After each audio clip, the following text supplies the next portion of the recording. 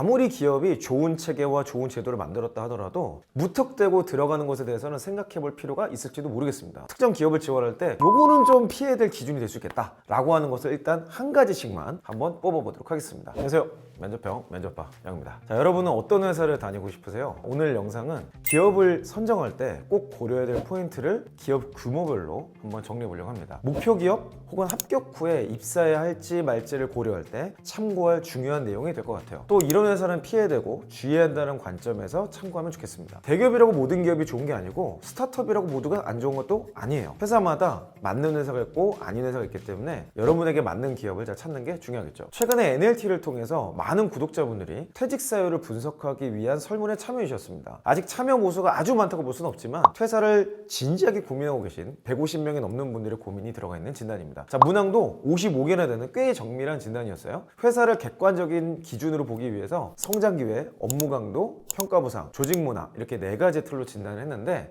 기업 규모별로 남아있는 이유 혹은 이게 충족되지 않을 시 결국 퇴사하겠다고 생각할 만한 동인을 몇 가지로 뽑아서 보여주려고 합니다. 각 규모별 특징을 뽑아낼 수 있는 문항을 정리해 보니까요, 한 5가지 정도가 도출할 수 있었던 것 같아요. 첫 번째는 업무 목표에 내 의견을 반영할 수 있나요? 라는 주도성과 기획에 참여하는 과정에 대한 질문이었고요. 두 번째는 새로운 도전을 응원하고 지지하나요? 라는 변화의 수용성에 대한 부분이었습니다. 세 번째로 상사, 선임과 하는 일이 내 업무, 나의 역할, 책임과 비슷한가요? 라는 어떤 직급별 역할과 책임에 대한 이야기. 네 번째는 평가에 따른 보상이 적용되나요? 라는 금전적인 이슈에 대한 부분도 있었고요. 다섯 번째는 업무 진행 시 새로운 기술이나 시스템을 사용하거나 적용하려고 하나요? 라는 기술 수용력. 중요한 것은 여러분이 어떤 기업을 지원할 때 또는 퇴사 여부를 고민할 때 어떤 기준을 할 것이냐 이거겠죠. 특정 기업을 지원할 때 요거는 좀 피해야 될 기준이 될 수 있겠다 라고 하는 것을 일단 한 가지씩만 한번 뽑아보도록 하겠습니다. 첫 번째, 대기업입니다. 대기업이라고 해서 모든 기업이 다 좋은 건 아니잖아요. 피해야 될 대기업이 있습니다. 그 분명한 특징 하나를 먼저 뽑아보자면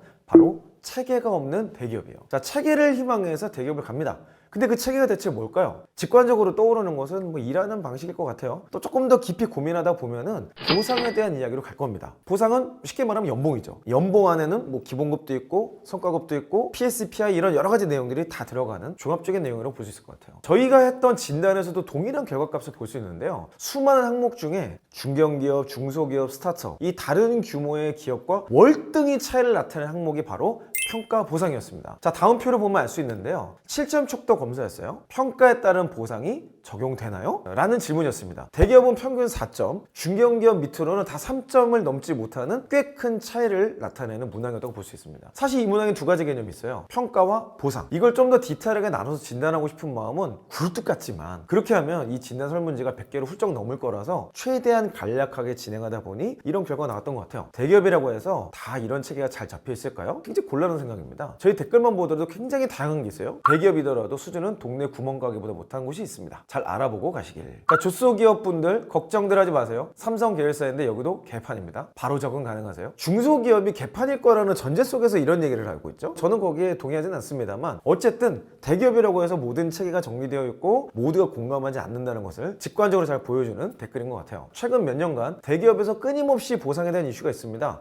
SK 하이닉스의 성과급 이슈, 적자에도 직업한 삼성의 임원 성과급 이슈, 또 LG 에너지 솔루션의 성과급 이슈, 주로 성과급을 중심으로 계속해서 이슈들이 제기되고 있어요. 표면적으로는 성과급이고 연봉이지만 사실 그 안에 깊이 들어가 보면 공정성과 형평성의 이슈라고 말할 수 있습니다. 이걸 제도로 승화시키는 게 보상제도고요. 그 보상제도의 근간이 되는 게 평가제도죠. 기업마다 평가와 보상을 연결하지 않으려는 기업들이 있어요. 그게 세계적인 트렌드인 것도 많이 볼 수 있는 게 사실입니다. 하지만 동시에 이렇다 할 케이스나 솔루션이 대기업에서는 아직도 보이지 않는 게 현실이라고 볼 수 있죠. 장기적인 성장을 고려한 타겟팅을 할 때 평가제도에 대해서 조사해보고 타겟팅 하시기 바랍니다. 자, 평가제도에 대한 불만이 많고 대다수의 직원들이 이해하기 어려워하고 있다. 아마 머지않아서 큰 이슈가 될 확률이 매우 높습니다. 어떤 형태가 됐건 문제는 있을 수밖에 없어요. 문제가 없는 제도라는 건 없거든요. 그리고 이걸 해결하는 것도 인사팀의 역할이라고 할 수는 있어요. 하지만 사실 평가는요, 인사팀의 과제가 아닙니다. 진짜 이것의 책임자가 누군지 아세요? 바로 그 사업의 리더들의 과제입니다. 자, 이 평가라는 건요, 누구를 승진시키고 누구를 발탁시키고 저 사람을 어떻게 몰입시키고 어떻게 동기부여시킬까,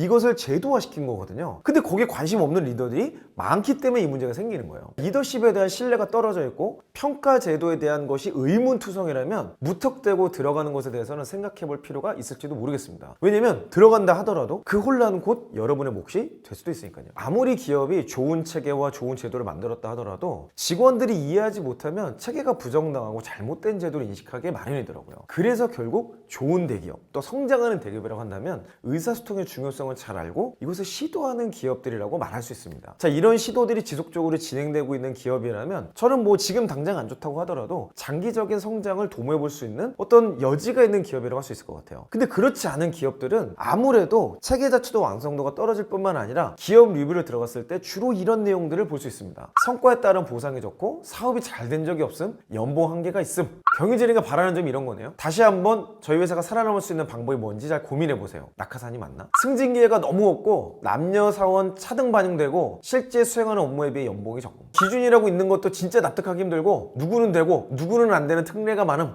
회사에 대한 신뢰가 쌓이지 않음. 자, 지금 대기업에 재직 중이시라면 피해야 될 대기업은 아닌지 돌아보시기 바라고요. 여러분이 지원을 생각하고 있는 대기업이라면 이런 포인트를 구체적으로 찾아서 결정하시기 바랍니다. 자, 대기업의 구체적인 첫 번째 특징에 대해서 알아봤고요. 두 번째는 스타트업의 주요 특징에 대해서 알아보도록 하겠습니다. 적어도 이런 기업은 피해야 됩니다. 기획에 참여할 수 없는 스타트업이죠. 자, 리멤버에서 조사한 내용을 보면요, 스타트업에서 일한다는 것에 대한 명확한 초점을 찾아볼 수 있습니다. 스타트업에 이직을 결심한 사람들, 대기업, 중견기업에서 이직한 사람들을 주로 설문한 내용인데요. 그 중에 보상이 2위고요. 1위는 다양한 업무 기회가 가장 높았어요. 약 37.1%였죠. 자, 아무래도 대기업이나 중견기업, 또 중소기업도 포함이 되어 있는데 일을 하는 과정에서 체계라는 이름으로 잘못된 체계일 수 있겠죠. 내가 해야 될 일이 이해도 잘 안 되고 너무 좁거나 아니면 성과를 낼 수 있는 일에 도전할 수 있는 기회가 없다면 당연히 스타트업으로 이직을 결심하는 분들이 생길 수밖에 없는 겁니다. 가끔 대기업 다 떨어져가지고 스타트업이다 가야겠다 뭐 이런 분들이 있는데, 다닌다 하더라도 자신의 직업 가치와 자존감을 떨어뜨리는 생각일 수 있거든요. 애초에 스타트업을 선택하는 기준을 잘 고려하시면 좋겠어요. 앞선 조사에서도 이야기하고 있지만 우리가 스타트업을 선호하는 이유는 보통 금전적인 보상이나 사회적 지위 뭐 이런 것보다는 앞서 있는 기술, 세련된 문화, 자유로운 소통, 성장의 기회 같은 것들일 것이에요. 아니, 그것 때문에 가야 돼요. 흔히 퇴직 사유를 이해할 때 뭐가 싫어서 퇴사한다고 하면 언제나 궁색한 변명이 됩니다. 면접에서 어려움을 겪어요. 그게 싫어서 난 퇴사했는데요? 우리 회사 똑같으면 어떻게 할 건데? 여기서 이제 다 백지가 되는 거지. 근데 거꾸로 나는 이게 너무 좋아서 이 회사를 지원하려고 퇴사했어요. 손발이 오그라드는 얘기일지도 모르겠지만 사실 이게 진짜 정답이거든요. 그럼 만점짜리 퇴직 사유가 돼요. 싫어서 피하는 게 아니라 좋아서 내가 선택하는 것이다. 이게 가장 좋은 퇴직 사유라는 거죠. 저희가 앞서서 진행했던 진단에서도 비슷한 결과를 얘기하고 있는데요. 일반적으로 대기업이 대다수 항목에서 높게 나옵니다. 스타트업은 체계나 여건의 미비 등으로 해서 안 좋게 나오는 항목들이 많아요. 근데 그럼에도 불구하고 스타트업이 중견기업과 중소기업보다 높게 나오는 항목이 업무 목표에 내 의견을 반영할 수 있는가였어요. 자, 이건 기획 과정에 참여할 수 있는가? 이것을 대표하는 문항이라고 볼 수 있습니다. 스타트업에서 커리어를 시작하려고 한다면, 그리고 지금 스타트업에 재직 중이라면 결과적으로 반드시 얻어야 될 것 한 가지가 바로 기획의 경험이라고 말씀드리고 싶어요. 상대적으로 대기업에서는요, 무언가를 기획하거나 중요한 결정에 참여하기까지 굉장히 오랜 시간이 걸립니다. 전문가라고 말할 때 우리가 언뜻 떠올리는 단어가 뭐예요? 기획하는 거예요. 내가 주도적으로 과제를 선택할 수 있고 과정을 기획할 수 있고 내가 생각한 대로 실행을 해서 결과를 내는 사람, 이게 전문가죠. 반복 업무가 너무 힘들어서 퇴사한다고 하잖아요. 대기업에 가더라도 대부분은 반복 업무를 시작하게 될 겁니다. 대기업은요, 습득해야 될 시스템도 많고 거쳐야 할 보고 단계도 많아요. 하지만 스타트업은 그런 게 없죠. 그럴 시간도 없어요. 결론적으로 스타트업이라는 환경 자체가 스스로 기획하고 스스로 도전할 수밖에 없는 거예요. 자, 보통은 이런 환경에서 우리는 주도성을 배울 수 있습니다. 자, 주도성이라는 건 참 재밌는데요. 주도적으로 일해보지 못한 사람은 환경이 열려도 주도적으로 일하기 참 어려워요. 또 주도적으로 일하는 사람은요, 수동적인 환경을 가잖아요? 미치고 팔짝 뜁니다. 절대 못 버텨요. 사실 돈을 잘 버는 사람들의 공통점도 사실은 이거예요. 주도적으로 일하는 거, 내가 원하는 바를 이루고 성취하는 것, 그것들을 하나씩 준비해 나가고 만들어가는 사람이 전문가가 되고 커리어에 있어서 의미 있는 획을 긋고 그 결과로 돈도 많이 버는 형태가 유튜브만 찾아봐도 어마어마하게 많이 나오는 걸 볼 수 있죠. 저는 이 경험을 배우는 것만으로도 스타트업을 다닐 만한 가치는 충분히 있다고 봅니다. 자, 인재시장에서도요, 그렇게 성장한 사람들을 영입하려는 움직임이 굉장히 많은 것을 심심치 않게 접할 수 있죠. 이런 주도성을 배울 수 있는 기업, 이런 기업들의 리뷰를 보면 이런 내용들이 많아요. 내가 원하는 모든 것을 이룰 수 있는 기업, 내부 직원들의 만족도가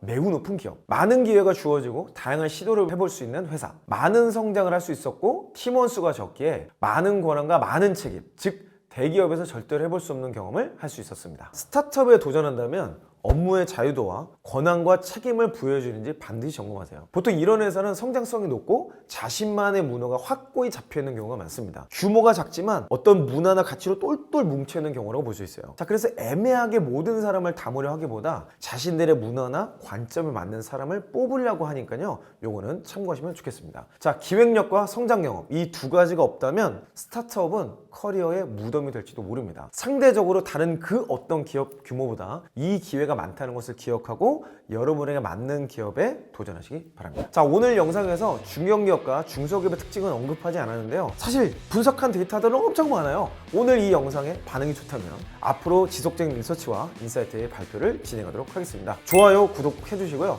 여러분의 댓글 의견을 많이 주시면 그 내용을 분석해서 여러분이 필요한 내용들을 정리해서 영상으로 업로드하도록 하겠습니다. 저는 앞으로도 여러분의 성공 취업과 멋진 커리어를 위해서 계속해서 함께하도록 하겠습니다. 여러분 화이팅 하세요. 이상 이영이었습니다.